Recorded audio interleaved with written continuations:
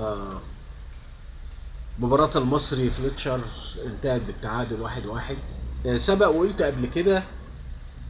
السنة دي دوري ملوش ملامح. انا قلت لكم السنة دي الدوري غدار. انتوا شفتوا مباراة الزمالك والمحلة غلب الزمالك.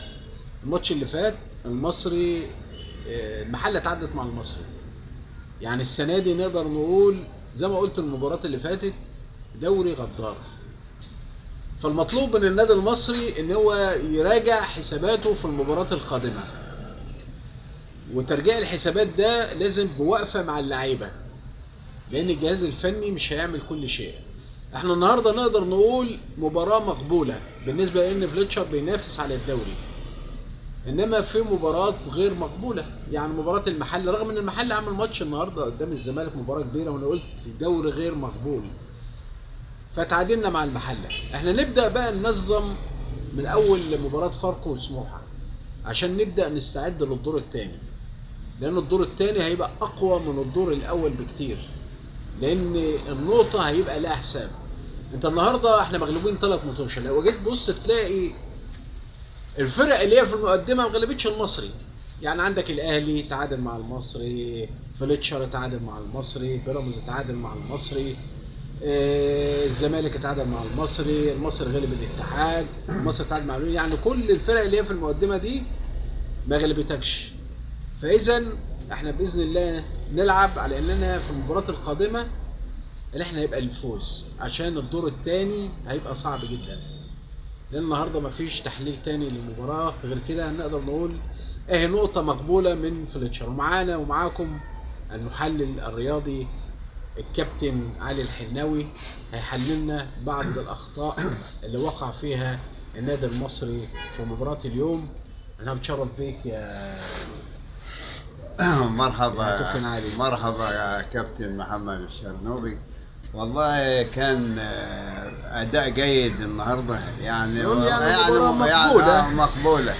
وخط الدفاع واللاعب عمرو يعني كان اداؤه جيد في الدفاع، وشال كور كتير ومون كور كتير.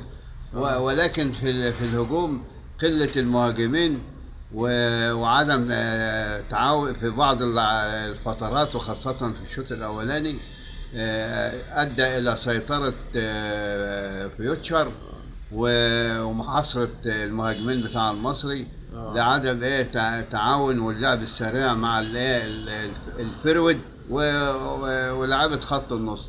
ونتمنى التوفيق، والماتش ده لازم يتراجع ويتدرس ونطلع منه بدروس. ماتش المصري وفيوتشر لازم يتراجع بفيديو ونطلع منه بدروس عشان نعالج الاخطاء في المباراة القادمة. نقطة من اول السطر. المباراة القادمة فاركو وبعد كده سموحة. ايوه، نقدر بقى نعالج الاخطاء اللي احنا اخطأناها في مباراة اليوم او المباراة اللي قبل كده. والتغييرات اهم حاجة التغييرات تبقى مبكرا، تبقى بدري ربع ساعة، عشان الشيخ له مهارات، ممكن يقدر يعمل شغل، يقدر يخلص. اهو اللاعب برضه الافارقه مش على نفس المستوى. ايوه تمام. اهو لاعب لنا النهارده حسام حسن اللي هو دفع باللاعب الافريقي ما عملش حاجه.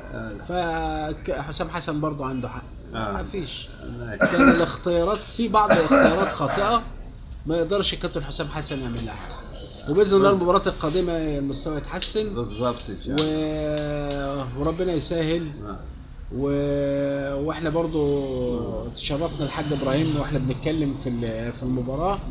وبرضو الحاج ابراهيم مصراوي، يعني من زمان، من قديم الزمن، وبيشجع المصري. ايوه. واحنا بنقول له باذن الله، هو جاي زعلان، بنقول له معلش نقطه كويسه من فليتشر لانه بينافس على الدوري. وكل سنه وانتم طيبين. مش الدعاية البعيد.